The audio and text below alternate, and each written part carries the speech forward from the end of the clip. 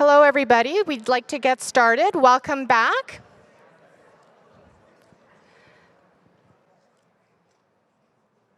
This session is called From Strategy to Action, Perspectives from Community Organizations. Community organizations are an important fabric of our alliance. During this panel, I will be inviting panelists to share their perspectives on how the National Autism Strategy might impact their region. We hope you will gain an understanding of aspirations and concerns. We are asking our panelists to share some practical examples of coordinated efforts aimed at supporting the strategic priorities. I'm going to dive right in. Question 1. Given these priority areas, screening, diagnosis and services, financial support, data collection, public health surveillance and research, public awareness, understanding and acceptance, what are the ways to coordinate work in your regions to align with the national autism strategies effectively? I'm going to go with Rebecca first. Thank you. I'm Rebecca Fenton, the Executive Director of Autism Yukon, and I apologize in advance. I am going to read my notes, otherwise I'm not sure where I might drift off to. So, the demand for services for people who are and or identify as autistic or neurodiverse continues to grow in the Yukon. As in other parts of Canada, there are many services for families with children 5 years and under, but the extent of available support services declines as the person ages. Most services are located in Whitehorse, where the majority of the population lives, but despite this, coordination of services continues to be fragmented between organizations and governments. Geography also poses challenges as the Yukon covers a vast area and we have several communities, but only some organizations that serve neurodiverse individuals have the funding capacity to travel to these communities. We at Autism Yukon offer family navigation, but one of our main challenges is often not having somewhere to navigate people to. There are many gaps in services, but in other cases, an unnecessary overlap in services exists. The wait time for diagnosis for children under 19 years of age is over a year, and there are no diagnostic services for adults. Fortunately, services are still available without a diagnosis, including the ones we provide at Autism Yukon. It is our hope that the development of a national autism strategy will help facilitate the coming together of autistic individuals and all Yukon organizations, First Nations, and government departments who support neurodiverse individuals. We need to come together with the common goal of providing the best possible support and services by identifying and celebrating what we are doing now, what the gaps are, and if and how we fill those gaps. It is Autism Yukon's hope that by working together, we can eliminate the current level and trajectory of support, which resembles a descending staircase, and move forward in providing an equitable, effective, and supportive continuum of services across the lifespan. Thank you so much. Liette. Hi, I'm Liette Lanting from Autism Peninsula Acadian, which is a regional center in New Brunswick, and I'm here kind of by default because we don't have an Autism New Brunswick right now. So I'm looking at all of you great other provinces, and we have a lot to learn from all of you guys. So I'm French, by the way. I was prepared in French, so I'm translating as I go. So if you don't understand, let me know. So first of all, when I see all of this, what Rebecca was saying, it's our reality too. So I'm not going to repeat that. Thanks, Rebecca, you did that for me. We need to start really from, going back to the basis. We need to have an Autism New Brunswick. What we do have, we have chapters. We have 11 chapters through the province that covers the province. But, underfunded, 1 or 2 employees, doing a lot, doing what they can, full capacity. So what we need to do is to solidify what we have, bring everybody at the table, the government representative, the autistic population, the organizations that are still there, work together. We still have the rural community, places that we don't even have transportation and really low income. So to do that, we really need the national strategy, the help of other provinces, and a provincial strategy also to make sure that people that we're able to fill their needs and help them, live, because some of them have so many potential, but they don't have the services or they're not accessible to where they are. So it's basically going back. I was listening to Autism Ontario and Autism PI, and I was saying, okay, I want to be them when I grow up. So, yeah, solidify what we have, fix what, and fill in the blank that needs to be done. But right now, communication is not there. Everybody's at their own table. People don't get the same information. So by default, again, those little centers that have, some doesn't even have a full-time employee, need to, we do that by default, try to help them navigate all of that, be really, really creative to find them ways to get to what they have, and often just offer those services. We build them as we go, and sometimes I feel like a fireman, trying to put out those fires and making sure everybody is okay. But for that to be viable with the national strategy, that should really help. Thank you so much. So really going back to basics and working together, I'm hearing that there's a lot of fragmented operations, and that government really needs to work with community organizations and with autistic individuals to sort of design that framework. Okay. Paul, your thoughts. Thank you. My name is Paul Walsh. My preferred pronouns are he and him, and I'm the CEO of the Autism Society of Newfoundland and Labrador. Like my colleagues, I share some of the similar concerns.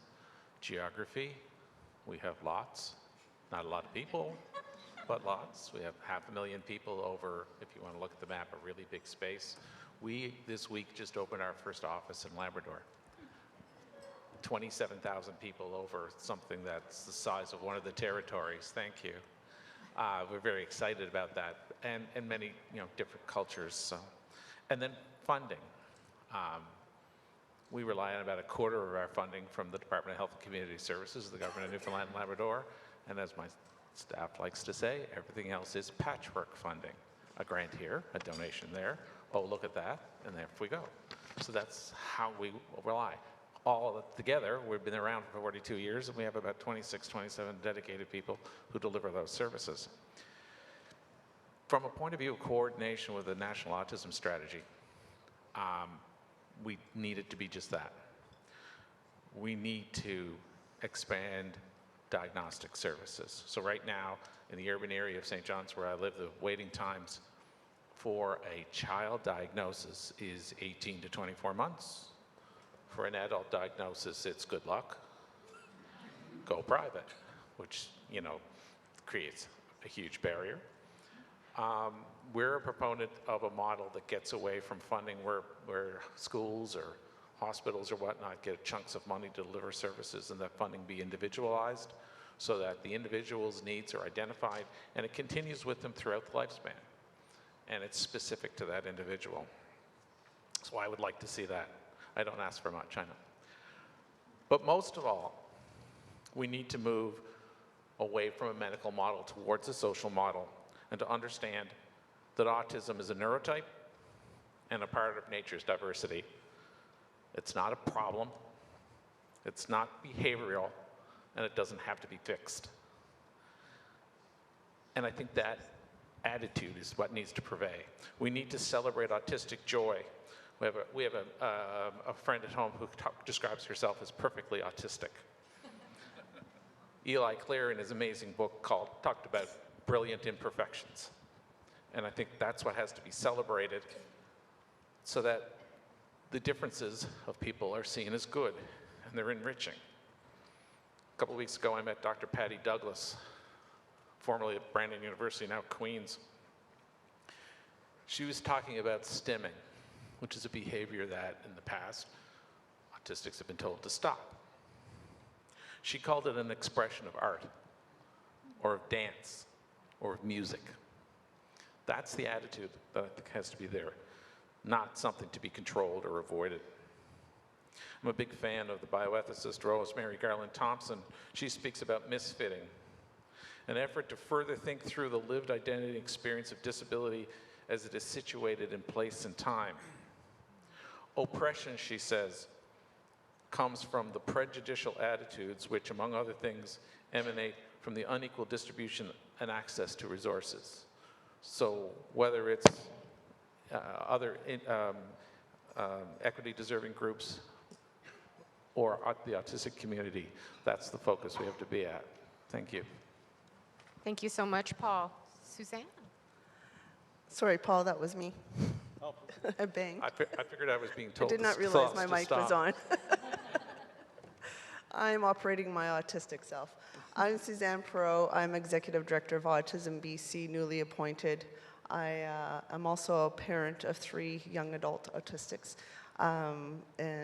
We reside in BC, obviously. I think I said that. I'm going to front load my thoughts today a little bit before I go into speaking more to the gaps. It's really important.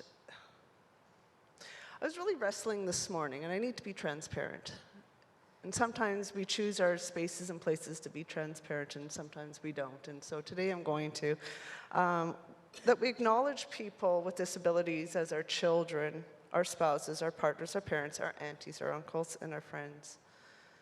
And that we come from a world of intersectionality and culture.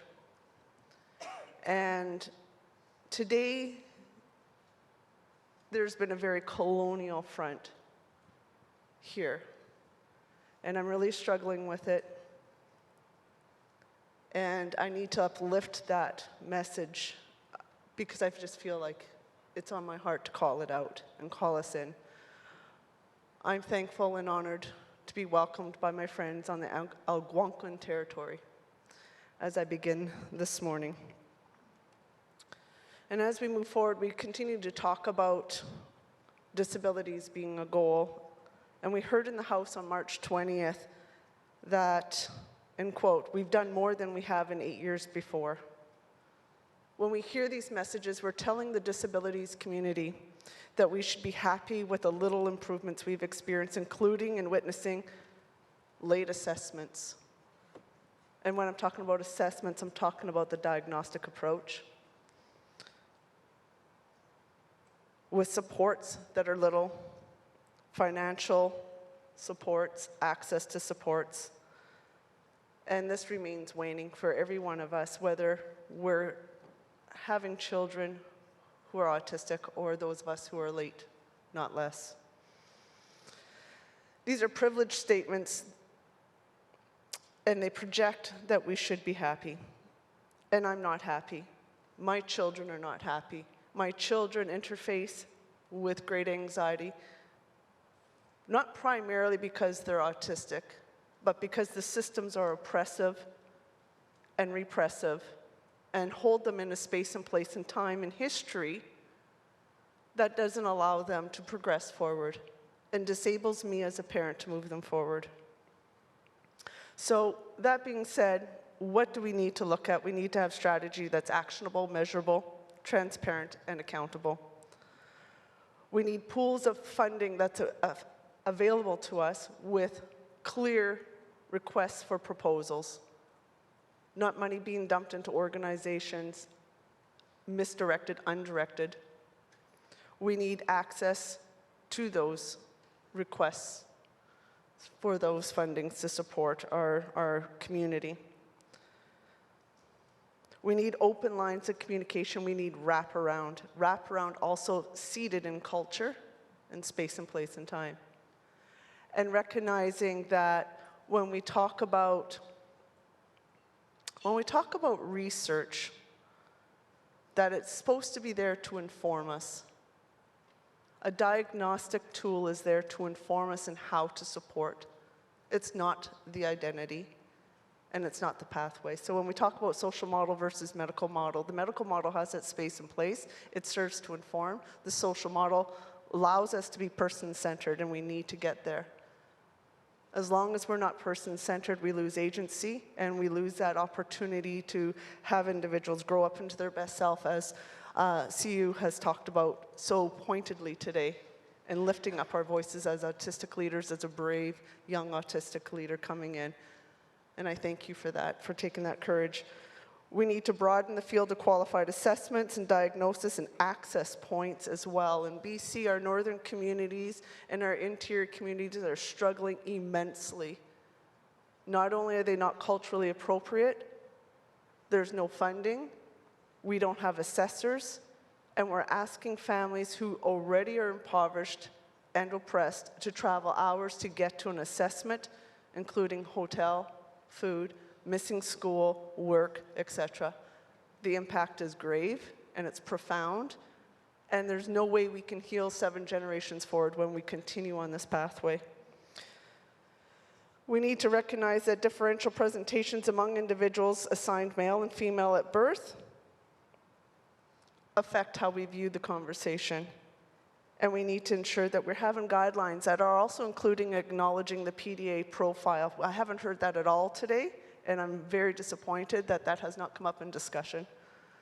We have a copious amount of children right now in our educational systems who are experiencing exclusion as a byproduct of the lack of understanding of how to support, how to engage not only the child, the educator, but the families, and creating punitive measurements towards the same. So that being said, looking at awareness, late not less. At Autism BC, we did an awareness campaign last April. It was one of our largest campaigns, over 550,000 people engaged in our social media on late not less. It tells us we have a significant conversation we need to uplift, and we need to pay attention, because the dismantling of self when we're adults coming to an autistic space and place is profound, and it affects the mental wellness and health and physical health of the person and the relationships and the partnerships that everybody's involved with. So having the wraparound experiences with all the ministries, a consistency experience with funding, language and policy, language and procedures, and outflow is the critical foundation on where we're seeing our conversations needing to move forward. Thank you, Suzanne. Profound message here. We cannot wait. We need. And I like your 4 points, that a national autism strategy should be actionable, measurable, transparent, and accountable. Thank you. Question 2. What are examples of success in service delivery models? How have collaborative networks been put together? I'm going to go with Eric. Hello, everyone. Thank you for having me here today. My name is Eric Douglas. I'm here to represent what's going on in Manitoba. Not sure how many are aware, but last year, Autism Manitoba dissolved. I can't really speak to what motivated that or what caused that. But in the wake of that, there are a variety of smaller organizations that are aiming to fill the gaps that are left. My organization primarily focuses on peer groups, parent groups, creating social connections, networking, and that's been very positive. There's been a lot of self-advocacy that's risen from that, innovation and ideas to put forward to work on, and I think one of the valuable things that we're doing is there is somewhat of a central hub similar to PI, just through this organization Manitoba Possible, that allows people to interact not just with other organizations in the autism community, but also the deaf and hard of hearing and other disability groups that provides a unique opportunity for advocacy on a broader scale. Liette? I'm looking at those questions, and they're saying example of success in service delivery model and collaborative network being put together. Well, that's what we have to do. like all of you, all the panelists said today, right now and early today, it's the same thing. Access to diagnosis, access to basic need from that population, transport, even nutrition, even like all the basic those population have and what they struggle with when they have kids that are being sent home and the parents can't work, and if the parents are autistic too and can't drive, and like right now what's happening in different ministry and organization is everything is all in one pot. It's all mental health to all disability, and so it's not specific to autism. Autism brain is connected different. It needs to be different. They don't have that.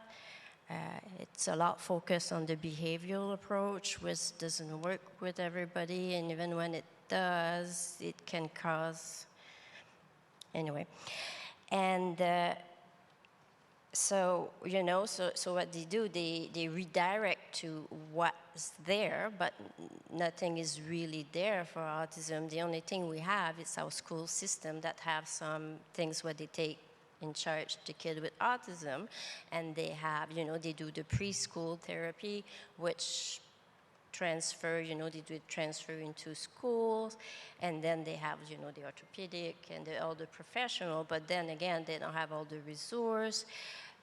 They are limited to what kind of strategies they can use or what kind of therapy they can use. And then the schools, when they don't know what to do, but they reach out to, you know, the little community organization for help, which the capacity is limited, the professional is limited. So, you know, the national strategy needs to basically, you know, all of us need to work together to make sure that those, the autistic population is like, when I go on and do interviews, I always say, you know, about, you know, instead of talking about the challenges, why not talk about the beauty of autism and where our society would be if we didn't have autism.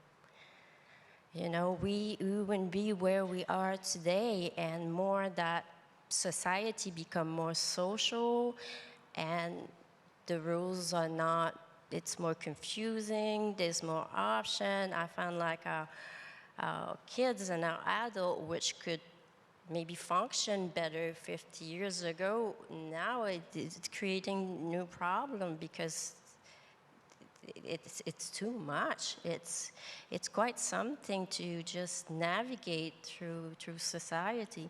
So they need structure to put in place, and the family needs help so they don't burn out and they're able to bring their kids and then adults to their full potential. Because what happened after, you know, even if it goes so okay in school, what happened after, if the kids try to go to post-secondary education or try a job and it doesn't work, end up at work, at home, so parents doesn't know what to do. There's no more option, no more services. They used it all. The kid is sometimes happy because he can play video game all night and sleep all day, but you know, and doesn't think about what's going to happen when his parents is not there. So we have a way, and I mean, we're lacking labor force, and we have all those beautiful minds that can work. So, you know, we do have some example of success from person to person, but a service delivery model that needs to be put in place, and I think the National Autism Strategy will be really helpful with that. Hopefully, and have all the provinces working together. I solicit them. And yeah, I'm gonna leave the time to speak to someone else. Thank you, Liette. Paul, your thoughts? Thank you.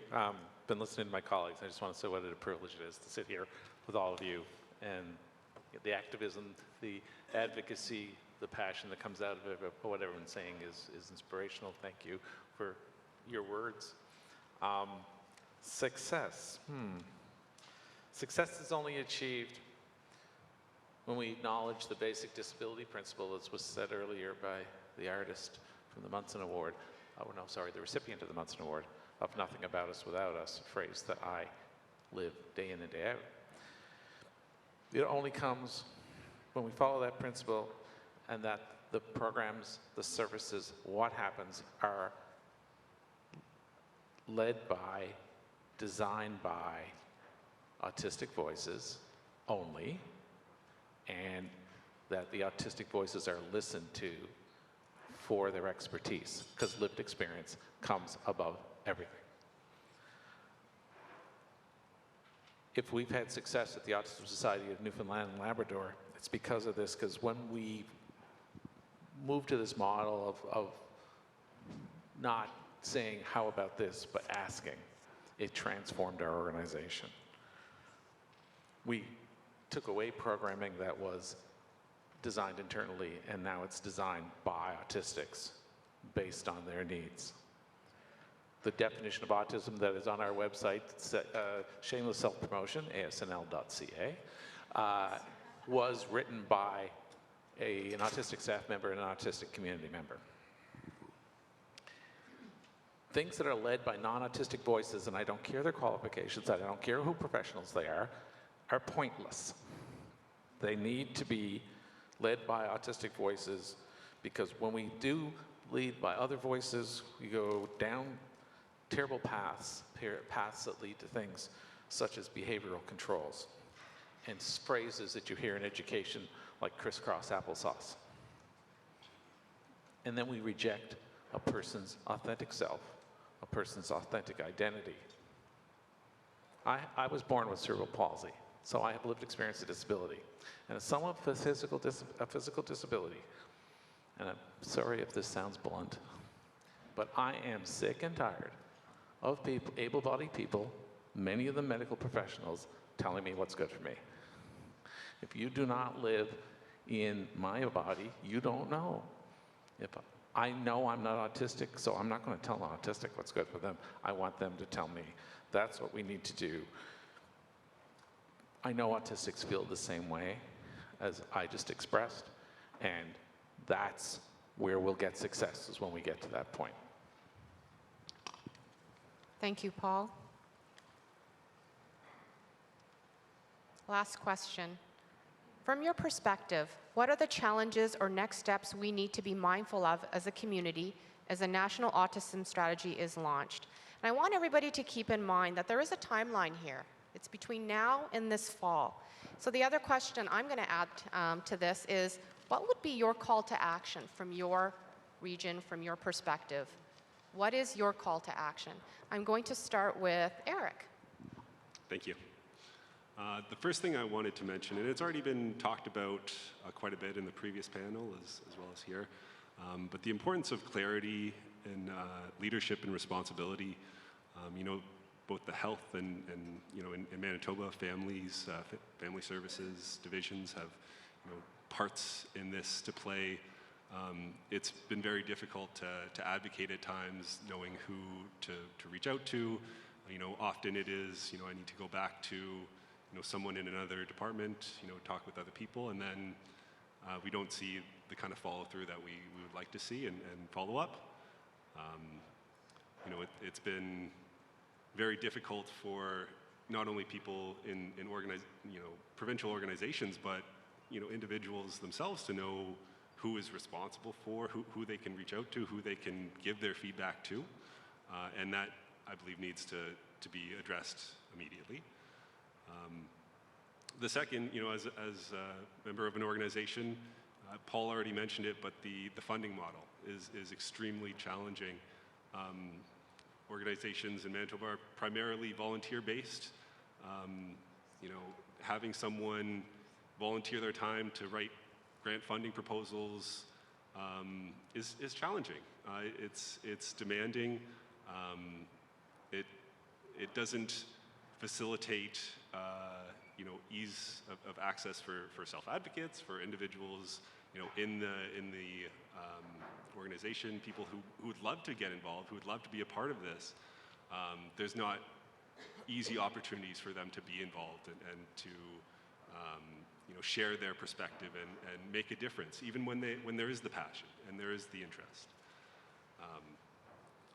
One of the things that the people I represent have identified as major challenges, kind of shifting a little bit, but the major challenges that they've seen is, we talked about accessing diagnosis, as an adult, but not only once someone has access to diagnosis as an adult, what then? There's very little in terms of services and supports. It's very unclear who they could go to for help with that, and what the next steps are. As a call to action, I'd love to see provincial and federal government really engaging with the community. They talked about this, I forget the exact network, that label that they used, but I'm really curious to see how that rolls out, what that looks like. I think that has potential. I think there's a lot of ways it could go wrong, but I'd love to see that not only facilitating feedback and input, but really showing that they're putting it into action, showing that they're going to act on it, because there's been far too many times where there's been input given, feedback given, and then it doesn't seem to lead anywhere, which is extremely frustrating. Thank you so much. Rebecca. Thank you. When an autism strategy is launched, the autism community will need to keep at the forefront that Canada is a very diverse place in all ways, which I was happy to hear Ms. Scott note in her talk this morning. So each province and territory has different capacities and abilities to participate in action and autism strategy. Some provinces are well ahead of others in terms of developing strategies for their own areas. There are also different pots of money that are accessed across the country, and the distribution of this money and therefore the services that can result is often not equitable. One big question moving forward will be who is running the show in each province and territory. So for example, when a strategy is launched, who are the key stakeholders that will be contacted by the federal government? How will that be determined? The geography of the country is also something that needs to be considered, as some of the country has services that are easily accessible, while in other parts, individuals and families need to travel long distances to access what they need if they are financially able. The fact that there are various stakeholders that will need to be involved is also something that we need to be mindful of. In the Yukon, for example, at present we have 11 self-governed First Nations, 3 school boards, the Yukon government departments, First Nation-led organizations, and nonprofit organizations who have a connection with autistic individuals and their families. With many stakeholders, when many stakeholders are involved, it can be challenging to get everyone in a room at one time to talk, and then even more challenging to action any work in a collaborative and partnership fashion. Silos and services exist in the Yukon and across the country, so a national strategy will need to be mindful of how to navigate these and highlight the need to work together. This may require a major shift in the way many currently do business. A national autism strategy will need to determine how best to support the different provinces and territories so that they can navigate the important work that needs to take place. Nationally and locally, we need to move forward. We need to move towards strength-based collaborations and partnerships that fill the gaps and provide equitable support throughout the lifespan. Thank you so much. I'm really hearing that whether you're a provincial, federal government, that engaging with community is very, very important, and that transparency and accountability piece is crucial. Suzanne? Thank you. Yes, engagement in community is really important, but we have to also make sure that we're not continually re-engaging and disposing of information and circling around and doing it again through the funding portals. that are offered. We need to work together as allies to serve our autistic Canadians and be transparent and accountable in our frameworks for measuring the outcomes for the strategy. We need to make sure that's in place, and that has to be out in the forefront. Having that experience where in that transparency and gathering, having a disability data collection framework is really important, where we're pulling that information nationally and provincially and being able to lift up that information, understanding what's going on, why is it happening, and what we can do about it. Transitioning supports through the ministerial connections, wraparound. I've said that already. We've heard that multiple times today. That wraparound experience through all the ministerial departments are critical in order to ensure we're not spending more money than we should be in places that's becoming redundant, like evaluations and consultations that continue to happen. I've been advocating for 20 years. I can't tell you how many consultations I've engaged in and seen money go to consultations, provincial consultations, to organizations to do consultations, and nothing comes of it. It's highly disappointing. It's a misappropriation of funds and a misappropriation of acknowledgement of the needs that have to occur. Having a Canadian version of the American Disabilities Act would be brilliant. We need to start developing an act that protects our voices and protects our children moving forward as it balances the inequities of funding and allocation across the regions, and how we lift up our assessors and supports and access to that. Outside of that, a couple other pieces that's really important: consultation with parents those of us who have children who are profoundly impacted. We're not talking about that.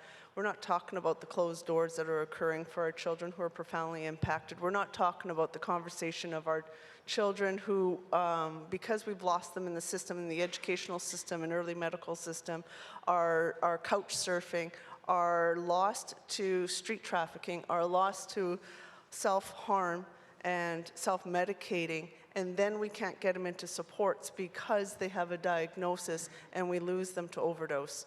We need to have these conversations and crank open that door and make sure we're accessing those families and those individuals and providing supports in the strategy so that we're uplifting those voices early on, because if we're missing kids. We're missing kids in profound levels. This last year, I had a very personal experience with that, and not only once, but twice within 3 weeks apart. The second child couldn't get support for addiction because they had an autistic diagnosis, and we lost them. That's a crime. That's a crime against humanity, and that's a crime against our families, and it's a sure way to dismantle our families. So we need to make sure we're looking at frameworks that are cross-ministerial and they're connecting together, and that is a big call forward on my heart, what I've been hearing through listening to my colleagues in the province who also have organizations very much like mine, that we need to have consistency in the communication, the policies and processes in which we're working with. Again, allowing parents finally to direct funding to the supports that are appropriate for their family's needs. What my family needed is not going to be the same as what another family needs, et cetera, et cetera.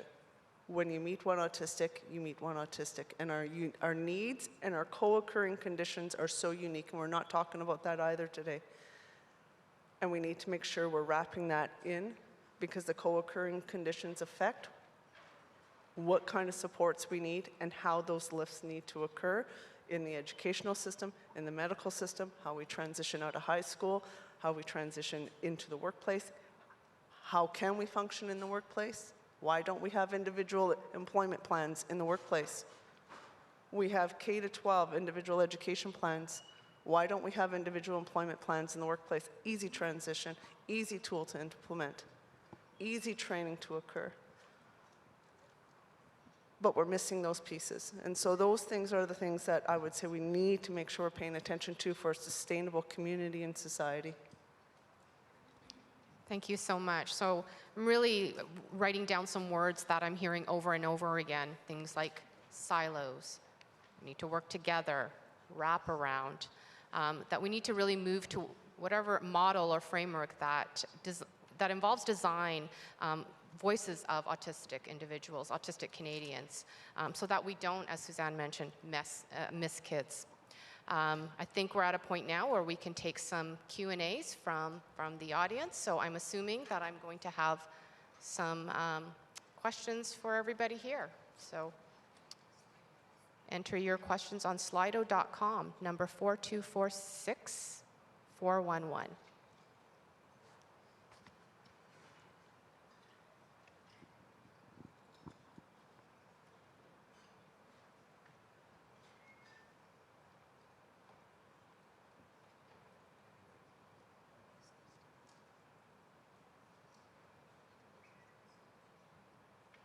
I want to take this time to thank each of the panelists for their thoughts and their considerations. I appreciate them very much, and I know everybody here really appreciates it, so thank you. Okay, we have question number 1. How do we get the government to make meaningful action on the recommendations shared here? Suzanne? I think it's a very simplistic response, and it's just certainly not a fulsome one, but there's got to be transparency in relationships with the government and the organizations to which they're working with versus preferred organizations and targeted organizations. That becomes a really important conversation that it's kind of like the elephant in the room. And in order to have meaningful action, we need to take the recommendations and not separate them from the policies, but actually embed them in the policies. We see again, you know, these consultative processes, and we keep talking about consultation, and then all of a sudden you'll see a new committee struck that has none of the key component voices that should be at the table. It's a whole new set of voices, so it's a repeat, a rinse and a repeat, and then we lose information. So we need to have an act that protects this process and protects the conversation to lift it up in how policy gets created. Thank you, Suzanne. Paul? I'm stealing this from my colleague next to me, so part of it anyhow. You're welcome. In every province in Canada, to my knowledge, and in every territory likely, there are millions and millions and millions of dollars spent on autism, but not necessarily on the right things. Maybe we need to reevaluate how that money is used with an autistic lens and reapply that money. That doesn't mean spending more money, it means spending it better. And I think that's how we can take meaningful action. Thank you. Any of the other panelists would like to answer this question? I think Marg said it in the previous panel too. You know, it also is about advocacy from families and individuals and self-advocates. You know, social media and getting out there and you know, making your voices known. That's going to continue to be an essential part of this process. Thank you. I'm going to go to the next question. Can you speak to the reference to PDA and how you anticipate the strategy on autism should include it? I think, Suzanne, that's for you. I think it is too, since I'm the only one that mentioned it. I think there needs to be a call to action that gets moved and included into the diagnostic criteria. That has to be a starting place in terms of moving forward and creating those discussions. Because when we're talking about PDA, and for those of you who don't know what PDA stands for, it's coined as pathological demand avoidance. Some of us would prefer to say perseverance, pervasive demand avoidance. A lot of our educators will not support supports for PDA. A lot of our school systems do not understand what it means to implement supports for PDA. So we need to have that as part of the conversation around that autistic person, because it's part of the needs of the supports of what that co-occurring experience is happening for that child specifically. And I'm going to speak to children in the classroom, but those of us who are adults who have PDA as well need to know that we're supported, we're seen, and we're heard. And so moving it towards that diagnostic criteria is a really critical step and a call to action through the strategy. Thank you. The next question for each panelist. Does your organization have a flagship program that you deliver that could be shared and replicated? And I'm going to start with Rebecca. That's a good question. I would not say that we have a flagship program, if I'm reading the word correctly. We offer a variety of different services at Autism Yukon that a lot of family navigation. We have a sensory room. We provide the Project Lifesaver program for those that wander. We have some support groups, social groups.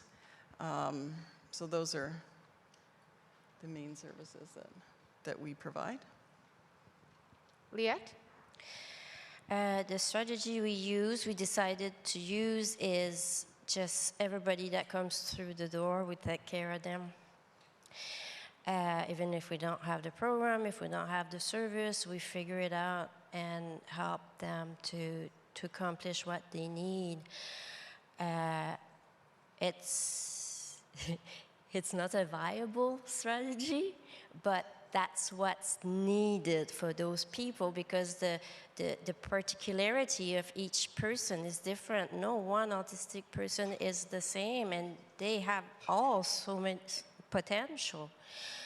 And it's to go, and also it's, for us, I find diagnosis, when they get comfortable with it and they learn about it, it's like their superpowers, knowing who they are and why. The why do I feel like this? Why can't I do that? Why? And with the why, they figure out the how. Paul?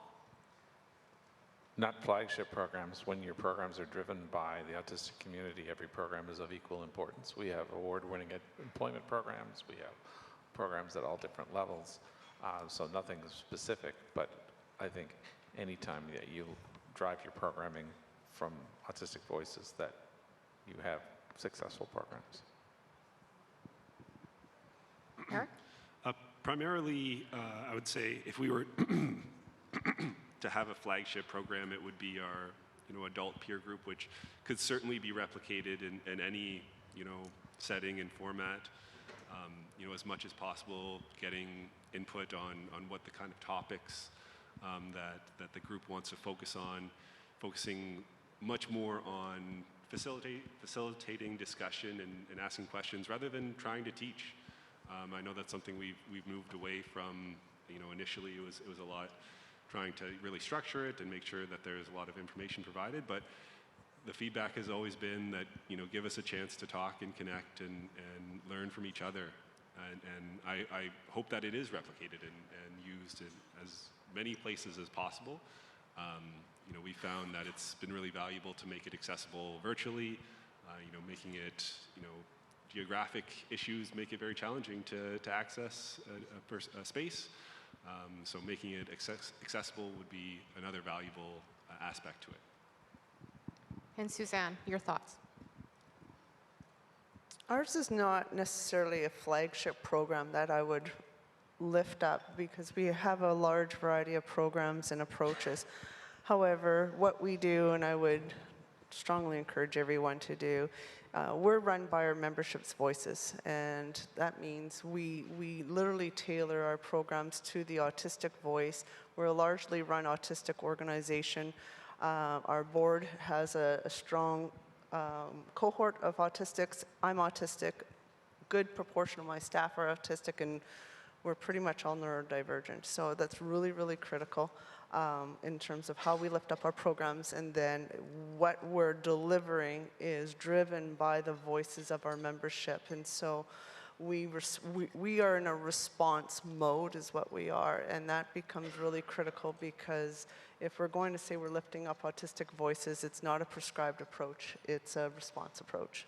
Thank you. And I'm going to ask this question because sort of this communication and outcomes was brought up throughout the panel. We continue to discuss integration issues and lack of communication across government and partners. How will a national autism policy drive effective collaboration with specific executable outcomes?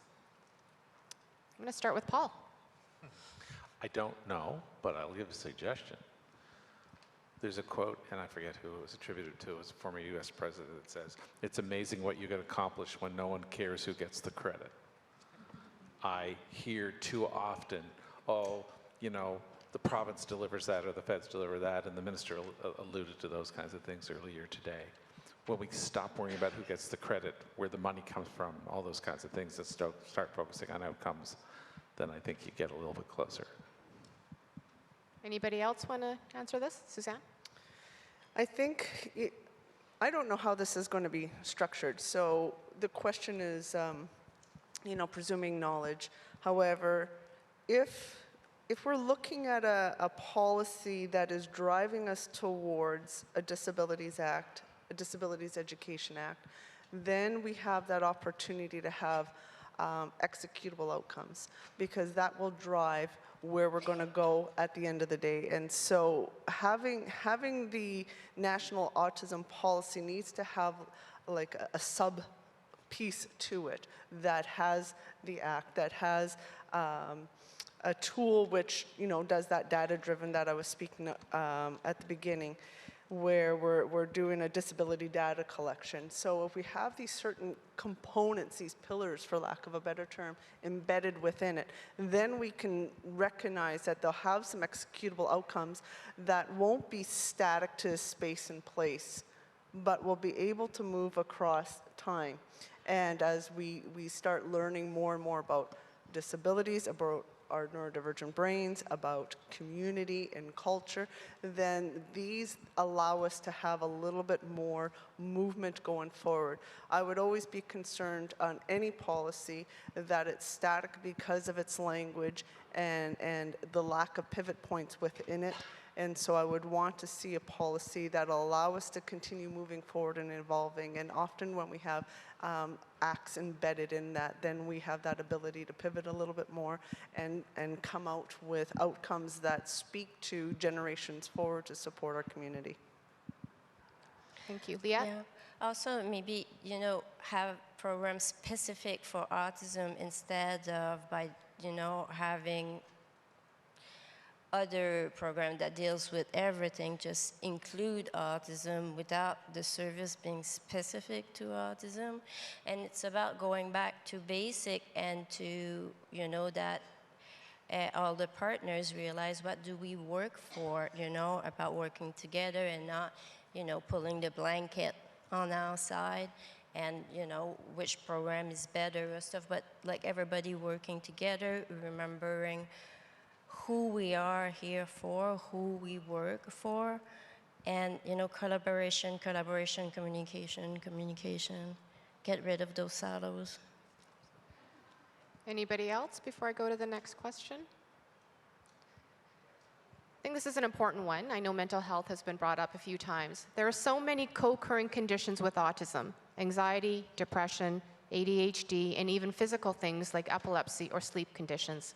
How do we account for these when doing national policy for autism to make sure we don't lose more individuals to self-harm? Paul? There's an expression I've heard at home, and I don't know if it's national or not, and we do tend to have our own language sometimes, so maybe it isn't, but when we see things happening in the hospital and there's other co-occurring conditions, they say, oh, that's just the autism. We call it, everything gets thrown in the autism garbage can. Realizing the co-occurring conditions are real. I was with a group of individuals with cerebral palsy, because I am one of those, a while ago, and 2/3 of the group were autistic. And I've never read research that there's a connection between cerebral palsy and autism, but maybe it's out there. I haven't looked that hard. So it's, again, making sure, and I want to make reference to another question there, if I may, because it relates to this, because there's comments about presumed competence and the voice of non-speaking autistics. When we talk about and I don't mean to speak for everybody, but I think you'll all agree with me. When we talk about listening to autistic voices, it's not just spoken voices. It's spoken and non-spoken voices, yes. And the medical system and the school system needs to presume competence and ensure that every voice is heard. So that means that doctors and medical professionals need to know how to use an AAC device so they can communicate with their patients. It means that the school system needs to know how to use AAC devices or whatever means of communications that another individual uses. That's to me part of dealing with systems. And when it comes to the co-occurring conditions, if you can communicate with the medical professional to say, no, that's not about autism, that's about this, then maybe we move down that road. Yeah, every co-occurring condition or anything else, I find when there's the diagnosis of autism, like you said, they put it on autism, but everything is as important. And it's rare that, well, nobody has a perfect physical health, so nobody has a perfect mental health. So at some point, it's just not just one thing, but often the diagnosis stops as soon as there's an autism diagnosis, they don't go further, because if they have the whole picture, they can figure it out and really help the person, because it's not the same for every autistic person. And we still have medical specialists now that refuse to treat a person with autism. We are still there in 2024. Eric? I think that this could be a wonderful opportunity for autistic voices to be heard in training the professionals. This is an opportunity where I don't know of anything that's been developed yet, but providing information to the professionals from the individuals in a structured format, a training. I think this is a matter of training and awareness and capacity building in the medical field. I think that there are some who have some of that expertise already. It's growing in certain areas, but I think that there can be a broader opportunity to provide this training across the board, across Canada, and I think it'd be wonderful to have self-advocates deeply involved in that process. Anybody else want to have the final thought before I close this session? I have a short thought. Okay, Suzanne, really go ahead. Lift up your words, gentlemen. Thank you. How do we account for this in the national policy? I think it's really important from a political perspective in terms of the writing that we're actually talking about co-occurring conditions first and foremost, and then directing our universities, especially for that training as we're hearing. It's unacceptable when I walk into a doctor's office and the doctor tells me I know more about autism and how to support it than they do. I recognize that, they're generalists, not specialists. However, when we're required to walk in to access support through a certain portal, those certain portals must be required to have a standard of training that is competent and capable of interfacing with the autistic diagnosis, which will have a co-occurring condition. It's not may, it will. And so what is that co-occurring? And then how do we provide those supports versus saying, well, you're just too anxious, you're thinking about it too much, or whatever the narrative is that continues to gaslight the client that's entering the door. So that education is really a key component in that post-secondary program, which is why I keep talking about wraparound, and wraparound is Ministry of Education, Ministry of Education, Poverty Reduction, Ministry of Health, Ministry of Finances, because that's the neck that turns the head, and so on and so forth. And so making sure that it's congruent across the board and that directive is targeting those ministries, and those ministries have call to actions as sub breakdowns going into how that process of the policy will be uplifted. Thank you. Since I think I am seeing the clock counting down and I know everybody is likely ready for lunch, I want to thank all the panelists. I think the importance of collaboration for interministerial collaboration, and I like your words, Suzanne. A call for action, that's that's accountable and involves all participation. So I want to thank everybody. Just some housekeeping items as we transition into lunch. Lunch is provided outside. Please remember to visit the exhibitor booths during the networking break located in the Canadian room, level below the lobby. We also want to invite you to check out the Lunch and Learn session at 1 p.m. So you're welcome to stay and network, but there is a wonderful Lunch and Learn at 1 p.m. taking place in the Laurier room, and that's the room right next to this one. And so due to societal barriers facing autistic people and their loved ones, many autistic people are battling mental health challenges throughout their lives. Our community is grateful for organizations like the Connects Autism Network for the hands-on work that they do to bring joy and support to autistic people. This Lunch and Learn will focus on Connects Autism Network's efforts and learnings as they have worked to address the dire mental health barriers facing autistic youth and adults in British Columbia. Very timely, as we just talked about this here at the panel. So please check them out at 1 p.m. again in the Laurier room, or feel free to stay here and network. Please enjoy your lunch. Thank you so much for the morning.